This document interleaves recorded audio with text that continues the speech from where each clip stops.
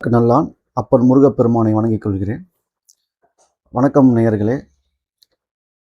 என்னுடைய முந்தைய வீடியோ பதிவுகளுக்கு நீங்கள் கொடுக்கும் ஆதரவுக்கு மிகவும் நன்றி. இன்றைக்கி மறுபடியும் ஒரு சுவாரஸ்யமான தலைப்பு கிடைச்சிருக்கு. அதை பற்றி கொஞ்சம் பேசலாம் அப்படின்ட்டு.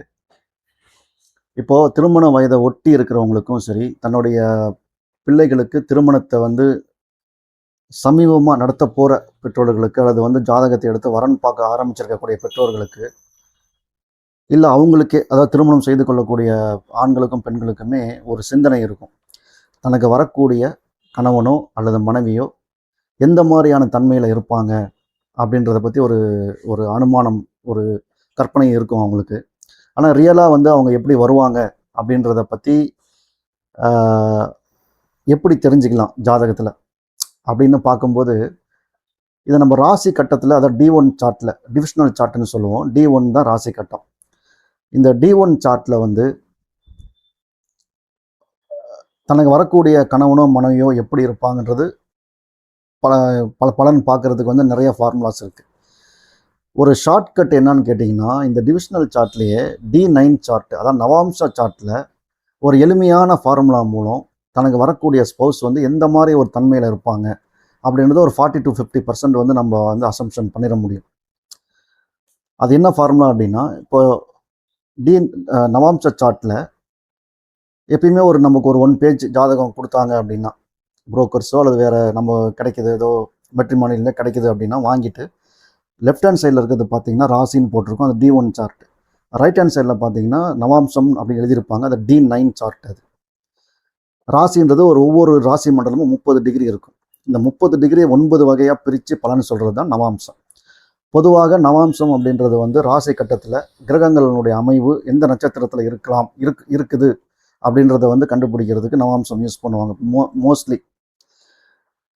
பட் அந்த நவாம்சத்தை வச்சு நம்ம எப்படி ஃபியூச்சர் ஸ்பௌஸ் எப்படி இருப்பாங்க, வரக்கூடிய மனைவியோ கணவனோ எப்படி இருப்பாங்க, அவங்க எந்த மாதிரியான தன்மையில் இருப்பாங்க, உயிர் காரகத்துவத்தில், பொருள் காரகத்துவத்தில் எந்த மாதிரி அவங்க ஜாப்பில் இருக்கலாம், இல்லை அவங்க வந்ததுக்கப்புறம் நமக்கு எந்த மாதிரி ஜாப் ஆப்பர்ச்சுனிட்டி அல்லது கேரியர் ஆப்பர்ச்சுனிட்டி டெவலப் ஆகலாம் அப்படின்றத பற்றி ஒரு சின்ன பதிவு. இது ஒரு 10 மினிட்ஸ் பதிவு.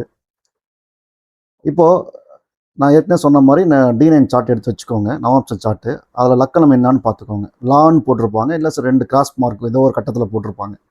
அதுதான் லக்கணம். இப்போ உதாரணத்துக்கு D9ல் கும்ப லக்கணமாக வருதுன்னு வச்சுக்கோங்க.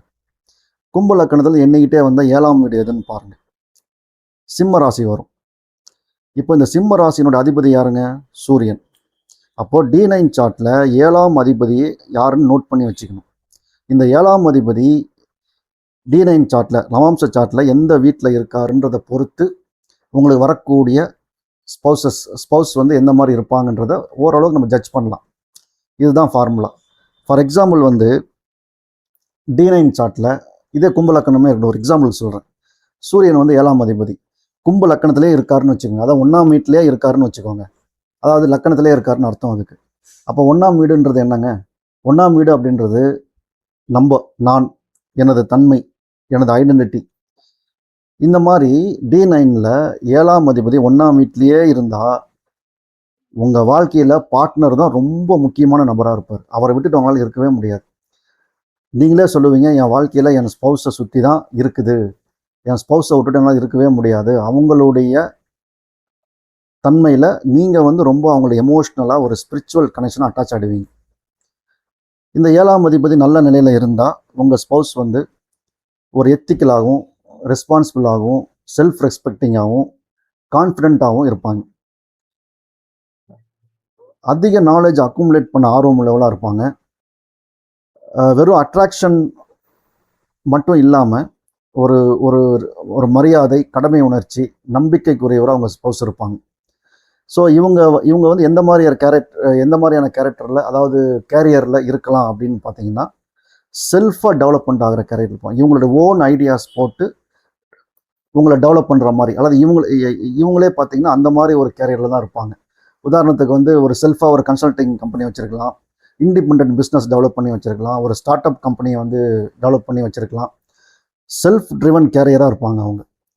இது எதை பேஸ் பண்ணி இருக்கும் அப்படின்னு பார்த்தீங்கன்னா, நாலேஜு, க்ரியேட்டிவிட்டி, ஒரு consulting capacity, personal development skills இதை பயன்படுத்தி தன்னுடைய திறமையை பயன்படுத்தி மேலே வரக்கூடிய ஒரு பிஸ்னஸ் ஓரியன்டாக பீப்புளாக இருக்கலாம் உங்களுடைய ஸ்பௌஸு. இப்போ இதுவே 7ஆம் அதிபதி, அதாவது நவாம்சத்தில் 7ஆம் அதிபதி வந்து 2ஆம் வீட்டில் இருந்தாருன்னு வச்சுக்கோங்க. 2ஆம் வீடுன்றது என்னங்க? 2ஆம் வீடு வந்து பேச்சு, சேமிப்பு, செல்வம், மணி வேல்யூஸு இவங்கெல்லாம் குறிக்கிறது. தனம், கல்வி, குடும்பம் அப்படின்னு சொல்லுவாங்க. ஆனால் பெரும்பாலும் அது வந்து வெல்த் அக்குமுலேஷன் கட்டம் தான் 2ஆம் வீடு. அப்போது D9ல் 7ஆம் அதிபதி 2ஆம் வீட்டில் இருந்தாருன்னா திருமணத்துக்கு பிறகு, ஸ்பௌஸ் வந்ததுக்கு பிறகு இவங்களுக்கு வெல்த் அக்குமுலேட் ஆகும். 4 பக்கமும் இருந்து பணம் வரும். ஏன் அப்படின்னா இவங்களுடைய இந்த பார்ட்னருடைய தன்மையே பார்த்தீங்கன்னா மெட்டீரியல் வேர்ல்டில் வந்து அதிகமாக ஆர்வம் உள்ளதாக இருப்பாங்க. ஸ்பிரிச்சுவல் கம்மியாகவும் மெட்டீரியல் அதிகமாகவும் ஆர்வம் உள்ளதாக இருப்பாங்க. எப்பயுமே தன்னோட ஃபினான்ஷியல் இன்செக்யூரிட்டி நமக்கு இருக்கக்கூடாது, ஃபினான்ஷியல் செக்யூரிட்டியோடு இருக்கணும் அப்படின்ற ஒரு தன்மையோடு இருப்பாங்க. இவங்க வந்ததுக்கப்புறம் உங்கள் வாழ்க்கை வந்து வசதியாக மாறுறதுக்கு பெரும்பாலும் வாய்ப்பு உண்டு.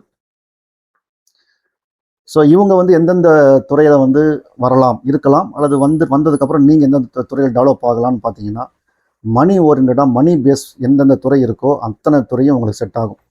இப்போ உதாரணத்துக்கு வந்து banking sector, finance sector, accounting sector, அவங்க வந்ததுக்கப்புறம் நீங்களே ஒரு ஃபேமிலி பிஸ்னஸ் ஆரம்பித்து ஒரு மணி ஜென்ரேட் பண்ணுற மாதிரி ஒரு தன்மை, ஃபினான்ஷியல் மெயினாக வந்து financial management.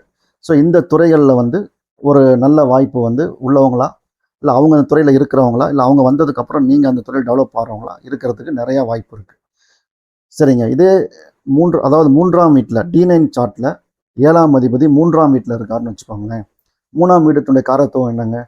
Communication, courage, skills, efforts, hobbies, ஒரு ஷார்ட் ட்ராவல் ஆகியவற்றை குறிக்கிறது வந்து 3ஆம் வீடு. ஸோ 7ஆம் அதிபதி இங்கே இருந்தாருன்னா D9 சார்ட்டில் உங்கள் பார்ட்னர் வந்து ரொம்ப ஒரு சார்மிங்காக, ஒரு அட்வென்ச்சரஸாக, இன்டெலிஜென்ட்டாக, க்ரியேட்டிவ் நேச்சர் உள்ளவங்களா, ஒரு ப்ளேஃபுல்னஸாக, இந்த மாதிரியான குணங்களை உள்ளவங்களாக இருக்கிறதுக்கு பெரும்பாலும் வாய்ப்பு இருக்குது. அவங்களுக்கு வந்து நிறைய ஹாபீஸ் இருக்கும். புதிய விஷயங்களை வந்து லேர்ன் பண்ணிக்கணுன்ற ஆர்வம் வந்து அவங்களுக்கு அதிகமாக இருக்கும். அவங்களுக்கு வந்து ட்ராவலில் வந்து ரொம்ப பிடிக்கும், ஷார்ட் டேர்ம் ட்ராவல். ஏன்னா 3ஆம் வீடுன்றது சிறுதூர பயணம். ஸோ திருமணத்துக்கு பிறகு நீங்கள் அடிக்கடி நிறையா ஷார்ட் ட்ரிப்பு, இது நிறைய எக்ஸ்கர்ஷன் போயிட்டு வர மாதிரி இருக்கும். 3ஆம் வீடுன்றது பார்த்தீங்கன்னா ஒரு எஃபோர்ட்டை குறிக்கிற வீடு. ஸோ இந்த ரிலேஷன்ஷிப்பை நீங்கள் மெயின்டைன் பண்ணுறதுக்கு கொஞ்சம் எஃபோர்ட் எடுக்கிற மாதிரி சூழ்நிலை வரலாம். சப்போஸ் அந்த D9 சார்ட்டில் ஒரு மேல்ஃபிக் பிளானட்டாக அது அமைஞ்சிருச்சு அப்படின்னா, அந்த 3ஆம் வீடு சரியில்லாமல் அமைஞ்சிருச்சு அப்படின்னா மிஸ் அண்டர்ஸ்டாண்டிங் வரலாம், ஆர்கியூமெண்ட்ஸ் வரலாம். ஆனால் எல்லாத்தையும் தாண்டி நீங்கள் வந்துடுவீங்க. ஸோ இவங்க பார்த்தீங்கன்னா இந்த D9 சார்ட்டில் 7ஆம் அதிபதி 3ஆம் வீட்டில் இருக்கும் பொழுது, ஸோ அவங்களுடைய கேரியர் என்னவாக இருக்கலாம் அப்படின்னா, மெயினாக வந்து கம்யூனிகேஷன் துறையாக இருக்கும், ஐடி துறையாக இருக்கும், ஐடி எனேபிள்டு சர்வீஸாக இருக்கும், அப்படி இல்லைனா ஆர்ட் பேஸ் பண்ணி இருக்கும். ஒரு writing, painting, media, information technology, sports, marketing. So இந்த மாதிரி வந்து நம்ம வந்து நம்மளுடைய பப்ளிக் ஸ்பீக்கிங் மூலம் டெவலப் பண்ணக்கூடிய எந்த ஒரு துறையும் இவங்களுக்கு வந்து ஒரு ஸ்கில் பேஸ்டு துறை வளர்ச்சியாக வந்து இருக்கிறதுக்கு வாய்ப்பு நிறையா இருக்குது. ஸோ இந்த 3ஆம் D9 சார்ட்டில் இருக்கக்கூடிய 7ஆம் அதிபதி உங்கள் D9 சார்ட்டில் 3ஆம் வீட்டில் இருந்தாங்கன்னா, இது 3ஆம் வீடு வந்து ஒரு வெற்றி ஸ்தானம், முயற்சி ஸ்தானம் என்ற அப்படின்னு சொல்லக்கூடிய ஸ்தானமாக இருக்கிறதுனால நீங்கள் வந்து ஒரு ஸ்பௌஸ் வந்ததுக்கப்புறம் உங்களுடைய கேரியரை வந்து ஒரு டைரக்ஷனை செட் பண்ணி, ஒரு கோல் செட் பண்ணி போகிற மாதிரி இருக்கும். சரிங்க. இப்போ 4ஆம் வீட்டில் வந்து D9 சார்ட்டில் 4ஆம் வீட்டில் 7ஆம் அதிபதி வந்து உட்காந்துருனா எந்த மாதிரி இருக்குங்க? ஃபஸ்ட்டு அதோடைய காரகத்துவம் என்ன? 4ஆம் வீடு அப்படின்றது வந்து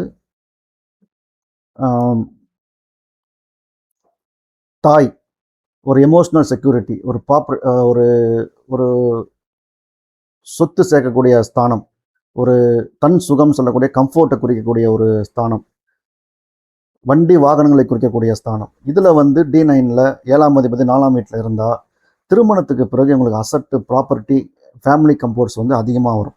நான் சொல்கிறது எல்லாமே பாசிட்டிவ் சைடு. உங்களுடைய பார்ட்னர் வந்து ரொம்ப கேரிங்காக இருக்கிறதுக்கு வாய்ப்பு அதிகம்.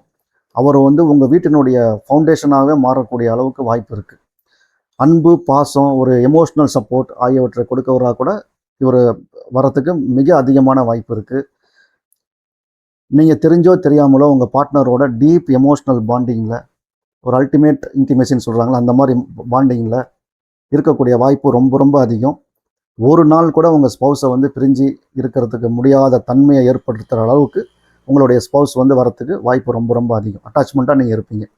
ஸோ இவங்க பார்த்தீங்கன்னா எந்த மாதிரியான கேரியரில் வரலாம் அப்படின்னா, 4ஆம் வீடுன்றது வந்து ஃபுட்டு சம்மந்தமான விஷயம். So food industry, travel and tourism, interior design, IT துறையாக இருந்தால் ஒர்க் ஃப்ரம் ஹோமில் ஒர்க் பண்ணுற மாதிரி வரலாம். ஒரு ஆன்லைன் பிஸ்னஸ் வந்து வீட்டிலேருந்தே பண்ணுற மாதிரி வரலாம். சொத்து, அதாவது ப்ராப்பர்ட்டி சம்மந்தமாக ரியல் எஸ்டேட் பண்ணுறவராக இருக்கலாம் உங்களுடைய ஸ்பௌஸு. ஸோ ப்ராப்பர்ட்டி ரிலேட்டடாக ஒர்க் பண்ணுறது, பத்திரப்பதிவு, அந்த மாதிரியான சூழ்நிலைகளில் கூட அவங்க ஒர்க் பண்ணுறவராக வந்து உங்கள் ஸ்பௌஸ் வரலாம். சிலருக்கு வந்து ஹீலிங் துறை, ஆல்டர்னேட்டிவ் மெடிசன் துறை, இந்த மாதிரியான ஏரியாவிலேருந்து கூட உங்கள் ஸ்பௌஸ் வந்து வரலாம். ஸோ இந்த மாதிரி நம்ம D9 சார்ட்டை பார்த்து அதனுடைய 7ஆம் அதிபதி எங்கே இருக்காருன்றதை பார்த்து நம்ம வந்து ஒரு சுலபமாக ஒரு 40 to 50% வந்து நம்மளுடைய ஸ்பௌஸ் வந்து எந்த மாதிரியான பேக்ரவுண்ட்லேருந்து வருவாங்கன்றதை வந்து நம்ம ஐடென்டிஃபை பண்ண முடியும். சரி நேயர்களே, இன்றைக்கி வந்து நம்ம 1, 2, 3, 4 ராசி மண்டலம், அதாவது நவாம்ச மண்டலங்களில் D9 சார்ட்டில் D9ஓட 7ஆம் அதிபதி இருந்தாருன்னா எந்த மாதிரி வரலான்றதை ரொம்ப வேகமாக பார்த்தோம். ஏன்னா வீடியோ லென்த்து கொஞ்சம் அதிகமாக இருக்குது, கொஞ்சம் வேகமாக பேசுங்க அப்படின்னு நான் சில வியூவர்ஸ் சொன்னதுனால ரொம்ப வேகமாக பேசிட்டேன். உங்களுடைய கமெண்ட்டை வந்து சொல்லுங்கள். நீங்களும் உங்கள் D9 சார்ட்டை எடுத்து பார்த்துட்டு 7ஆம் அதிபதி இந்த 4 கட்டத்தில் இருக்கும் பொழுது நம்மளுடைய ப்ரிடிக்ஷன் கரெக்டாக இருக்கான்றது கமெண்ட்டில் சொல்லுங்கள். எய்தர் பாசிட்டிவ், நெகட்டிவ் ரொம்ப வரவேற்கிறேன். உங்களுடைய கமெண்ட்ஸ் வந்து என்னை வளர்த்திக்கிறதுக்கு, என்னுடைய ஹாரோஸ்கோப் நாலேஜை வளர்த்திக்கிறதுக்கு ரொம்ப உதவியாக இருக்கும். நம்ம அடுத்த பார்ட்டில் வந்து 5, 6, 7, 8 இந்த அடுத்த 4 நவாம்ச மண்டலங்களில் D9 7th லார்டு இருந்தாருன்னா எந்த மாதிரியான அமைப்பில் ஸ்பௌசஸ் வருவாங்கன்றதை பார்க்கலாம். ஸோ இத்துடன் இந்த ஒரு சிறிய பதிவை நிறைவு செஞ்சுக்கிறேங்க. முருகப்பெருமானை வணங்குகிறேன். ரொம்ப நன்றிங்க.